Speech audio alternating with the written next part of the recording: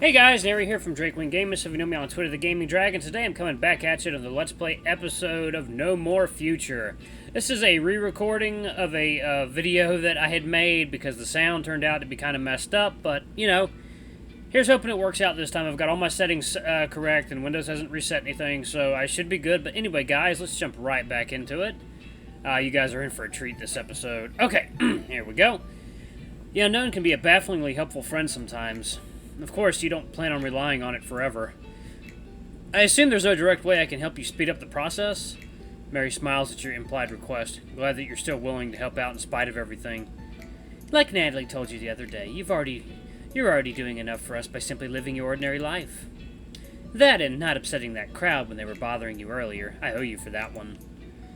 If they got pissy for whatever reason and told Jasper about it, I'd never hear the end of it. Oh, hold up. Okay, there we go. You scratch the back of your head as you recall your actions in the midst of that conversation, or rather, your inaction.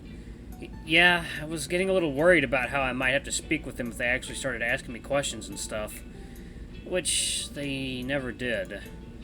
Right, I'll make sure to come grab you a lot faster next time. But don't worry, I'm taking you someplace full of far friendlier people. You figuratively raise an eyebrow at the woman's remark, unsure of what she's talking about. Your office?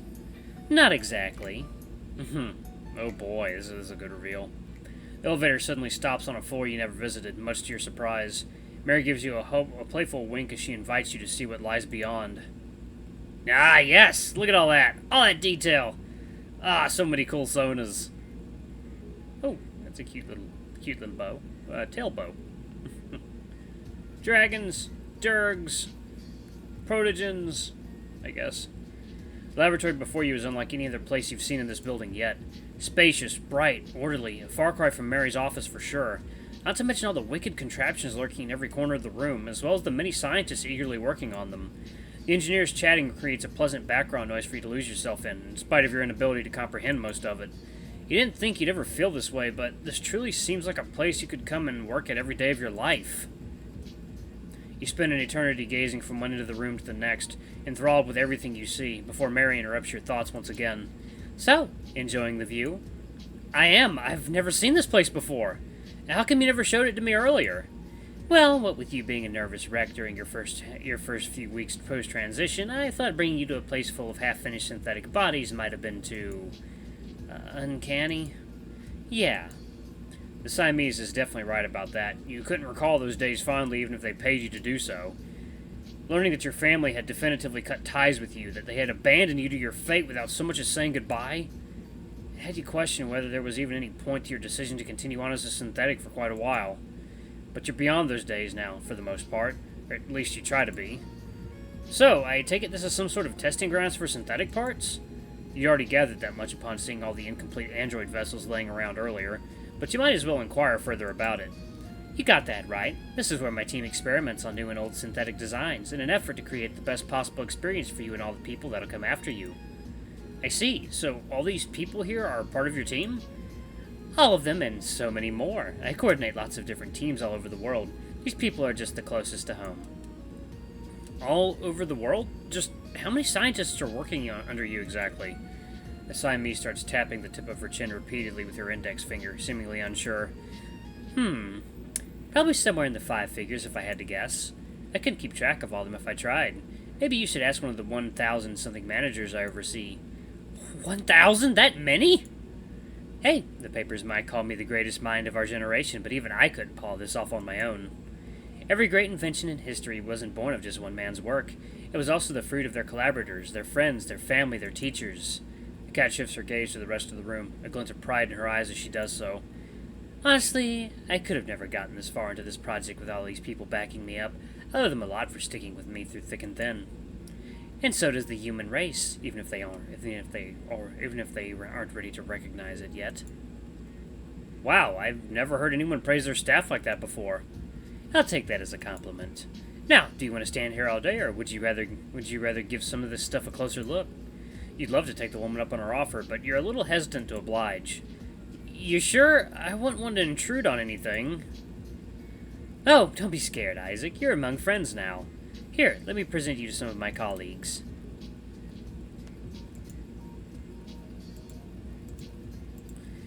Just like that, the cat has you swinging from one end of the room to the next, greeting all sorts of people as you go. You lose track of all their names pretty quickly, much to your chagrin, though their friendliness does strike you as rather genuine. Most of the people you see are pretty young, with the occasional old fogey or two greeting you just as warmly as the rest. It's quite a peppy crew, all things considered. Not to mention quite the sophisticated one. You spot a couple people wearing some suspicious-looking visors on their heads, displaying emotes and messages in a manner similar to the one you use to communicate yourself. It's one startling coincidence for sure. As soon as you have a moment to yourselves, you immediately inquire about it to Mary, hoping that she can shed some light on the topic. What's up with all this equipment your colleagues are wearing, if I may ask? The Siamese seems delighted to hear you ask about that. Oh, those! There's some next-gen augmented reality tech we're testing out. AR glasses have always been popular with gamers, but they've also proven useful to workers, scientists, and pretty much anyone who needs the power of an advanced computer wherever they went. All you need to do is voice a command or move your eyes a certain way, and the AI would take care of it as best it could. However, that technology has its limits. For example, a user could require a certain thing but fail to explain it to the AI correctly. Or maybe there simply aren't good enough words to explain what they're thinking to begin with. You're saying that these visors are better than that? Yep. Those visors aren't just masks you can wear or take off as you wish. They're an extension of their user's muzzle with a direct neural link to their brain. Mind and matter, brain and computer, operating together to create an entirely unique way of thinking and seeing the world. Could you imagine that? You're so caught up processing the scientist's bedazzling explanation, you almost fail to pick up what she's really trying to tell you with that sneaky joke at the end. I don't need to imagine it. That's the same technology I'm using too. Again, the feline smile turns into an impressed and delighted smirk. Very good. You're right about that, of course.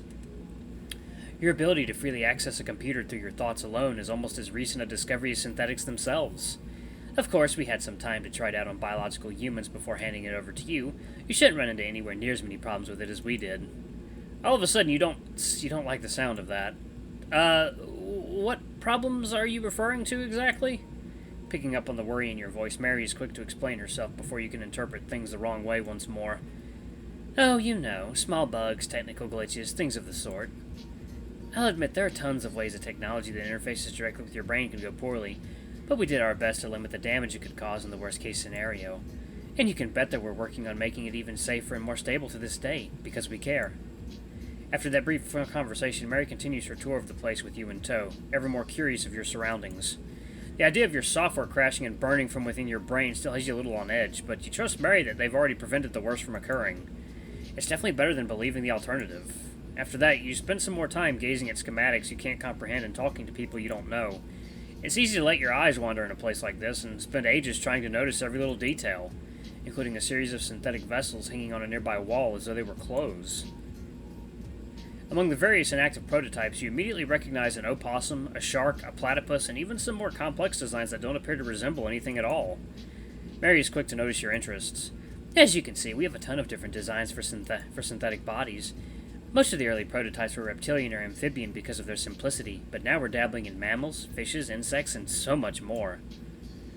All these bodies look so strong, so refined. It's actually quite marveling to look at. It's like staring at an art gallery in a way. At the same time, it's almost a little creepy. It's like staring at a row of dead bodies, even though these ones were never alive in the first place. You can almost see yourself right in the middle of them, staring at the rest of the room from your spot on the wall, silent but begging to scream. God, I need to stop thinking stuff like that. I have enough reason to be paranoid all the time as it is. You try to delete that dreadful image you conjured up from your thoughts as you turn to face the ever-cheerful feline once again. I'm not gonna lie, it is pretty impressive. I remember when we were talking about synthetics back when we first met, and you wondered how cool it'd be to choose your own body down to the most minute details. It's nice to see you weren't just talking out of your ass back then. Ha! After all this time, you think I'm still a con artist or something? No, of course not, Relax, I'm just messing with you. I know you don't think that. What I meant to say is that I'm ambitious, but never in over my head. I don't sell dreams I can't make true. And when I shared my dream of a world where everyone can choose what kind of person they want to be, well, I meant every word of it. Thinking back to when you first met Mary, you didn't have a lot of time to choose what your future self would look like before your condition worsened. Had you been presented with all these options and were given a little more time back then, would you have chosen differently? All in all, you can't feel too bad about that. Your current body already suits your needs quite nicely, and there's really nothing more you could ask for. You don't plan on replacing it anytime soon. though with such a long life in front of you, you don't doubt the possibility of eventually changing your mind. What's this? Your eyes are drawn to a strange polygonal object lying on a table next to you. Its surface is as black as the night sky itself, hiding its contents from you no matter how hard you focus. It's about the size of a large potato, and weighs almost like one too, and yet it feels even sturdier than the glass around Mary's own lava lamp. Oh, that? That right there is a synthetic brain. A black box. You give the object a second look, surprised by the unforeseen revelation. The thought of this being a brain never once crossed your mind. Is this truly what yours currently looks like? A black box, you say? Like the ones used on planes and stuff? Not exactly. Generally speaking, a black box is a system that produces certain outputs in response to certain inputs.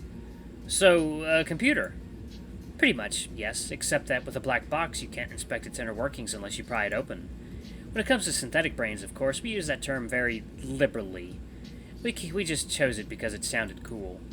Of course they did. You don't even ask whether Mary had something to do with it to know if it's true. Regardless, this all sounds very interesting. You never thought something this complex could be housed within something so small. So, how does it work then? First, we program the black box to work exactly the way a regular brain would. Then we install the additional hardware necessary to house the soul that makes you, you. Once the soul has been installed into the black box as a result of the transition, it automatically seals itself shut. I see, and you can't reopen it afterwards? Simply put, no. After it's been sealed shut, altering the black box's programming becomes entirely impossible, and no additional information can ever be sent to it. This is to prevent tampering that could destroy the soul of the individual it houses, and to null the risk of viruses that could similarly wreak havoc on your systems. That's rather impressive, you have to admit. If Mary's words can be believed at face value, this would put all your worries about your memories being replaced or corrupted to rest. Even so, you still have your reservations about this technology. Some things that are a little hard for you to wrap your head around. I guess it's like a device that can comprehend quantum energy, maybe, or quantum readings. Because I think that's ultimately what the soul is, like quantum energy. It's data. It's universal data. Such as how in the world your soul is supposed to fit into a device this small, for starters. You don't doubt that microchips have only grown more powerful since their humble beginnings 2 centuries prior, and that their small size can be deceiving.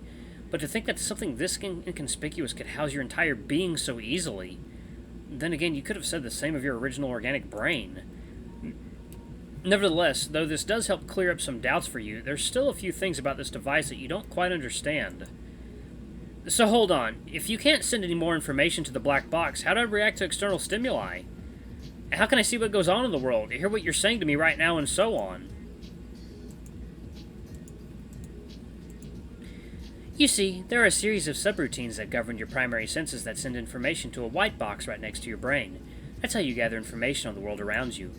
Thanks to its advanced tech, the black box can view this information without the need of downloading it, then proceeds to recreate it using the tools at its disposal.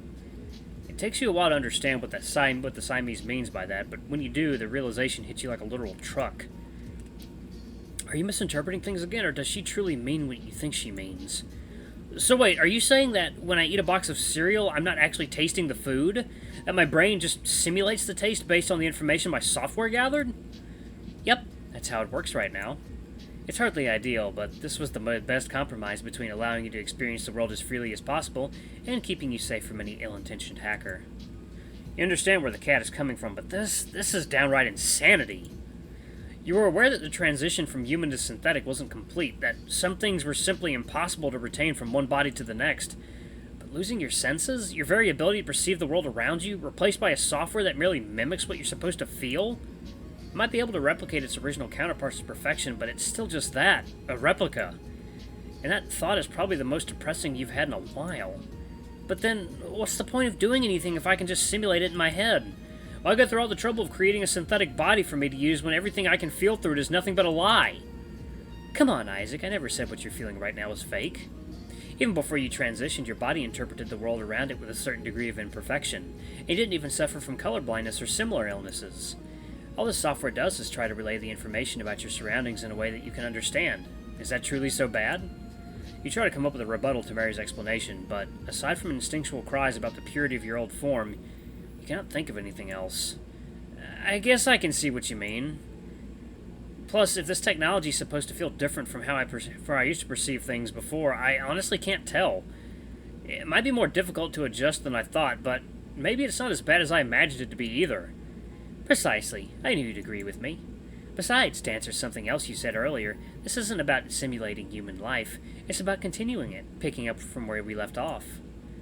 And a mind without a body, a reward separated from the experience that birthed it, would grow tiring very quickly. That much you can agree with quite easily. Experience isn't something that can be replicated easily, even with all this advanced technology. It's quite ironic, all things considered. You only realized how important living is after throwing your old life away. But enough with all these depressing thoughts. You've let them sour this learning experience with Mary for long enough. Anyway, like I said, we're still experimenting with all this stuff to this day. There's no telling how these gadgets might evolve in 10, 100, or even 1,000 years.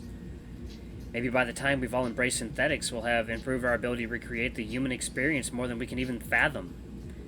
I'm definitely looking forward to that. Though, I guess I can't complain either way. What you've got on right now is already pretty cool. I'm glad you think that.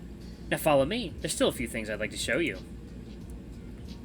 You spend some more time hanging around with Mary, taking note of all the little things you bear witness to in this workshop of wonders. Some things are a little too complicated for you to understand, but Mary always tries her best to keep it simple for you. It's almost like going back to school in a way, though you're pretty sure that your classes have never been this fun before. Once Mary has finished talking with all the colleagues she needed to and shown you all the things you were curious about, she invites you over to a more secluded part of the laboratory in the far back. A somewhat petite rest area, away from the chaos of the scientists and the machines they're working on. It's not anything to write home about, but at the very least it provides a comfortable seat for your weary body and mind. Mary quietly grabs a cardboard-like cup of water from the dispenser, then lets herself fall on a chair opposite your own, looking rather pleased with herself. So, enjoyed the tour so far? I can't say I haven't. It was a bit short of becoming a lecture at times, but overall I'm thankful for all the things you showed me today. Hey, you're the one who was asking all those questions. Don't blame me for giving you answers when you're the one who wanted them. You can't help but chortle at the Siamese's remarks. All in all, you really can't be mad at her for delivering some answers after all the time you spent clamoring for them. That said, I still don't know why you decided to bring me here today all of a sudden. Don't get me wrong, I enjoyed my time here so far and all, but did you really invite me over just to show me all this stuff? Of course not. I had my reasons. Those being... The woman takes a while to formulate her answer, her playful tone suddenly turning a little more serious. Well, you already know the first reason. I just thought it was about time I showed you more of the synthetic project and the technology that supports it. After all the nonsense that Bradbury asshole likely spouted at you in my absence yesterday, I figured you might cherish an opportunity to really see what we're doing here. Thoughts of your time spent enduring that man's wicked comments resurface in your mind, immediately souring your mood. He really did make so many horrible remarks that you had no reply to, most of which you've managed to temporarily suppress, mind you, but it was pretty exhausting to endure nevertheless. Who knows just how long he could have fallen... Who knows just how low you could have fallen had your self-control been just a little less strong. You definitely appreciate Mary's attempt to prevent this from ever happening again. Fair point. I suppose I was in dire need of some clarifications. You said all sorts of things yesterday, that my soul might be fake, that my memories might belong to someone else, that there's no way a soul could be ported over to an android body to begin with. Mary rolls her eyes to the ceiling so fast it makes the mag train look like a kid's race. Looks like a kid's ride. Not only that, but the contempt on her face is now impossible not to notice. Yep, I figured he'd say shit like that. God, what an asshole.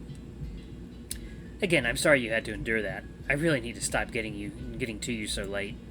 It's fine, he didn't hurt me or anything. Like he didn't try, you barely whisper under your breath. He just really confused me. All that talk about you not being a human, about Pandora lying to you, about something sinister going on behind the scenes. A load of garbage as far as you can tell, but a worrisome one nonetheless. Is there any truth to what he said? Any chance he might have a point? Mary shakes her head even quicker than she rolled her eyes, a deeply unsettled look on her face. Look, all I'm gonna say is there's a reason why I'm a professional researcher and he's a professional nuisance. All that man's got are his crackpot conspiracy theories and a penchant for intruding in other people's business. And homes. Your friend seems to regard Bradbury rather poorly, to put it gently, and you can't exactly blame her either. That guy's a total jerk, and you don't need a PhD to realize that. I assume that's another reason why you brought me here today. The woman takes a brief break from her huffing and puffing to earnestly smile at you once again. I figured you might have wanted some answers about that guy and his FBI cronies at some point. Maybe someplace safe to talk about it with that rabid dog showing up to mock you midway through. Alright guys, I'm going to pause it right here. Thank you so much for watching. Hopefully this video will be a lot louder than my previous recording was. But anyway, guys, thank you so much for watching. Don't forget to like, comment, subscribe, ring that notification bell, and leave a super thanks if you can. It always helps. Until the next video, I love you all. I'll see you next time. Bye-bye!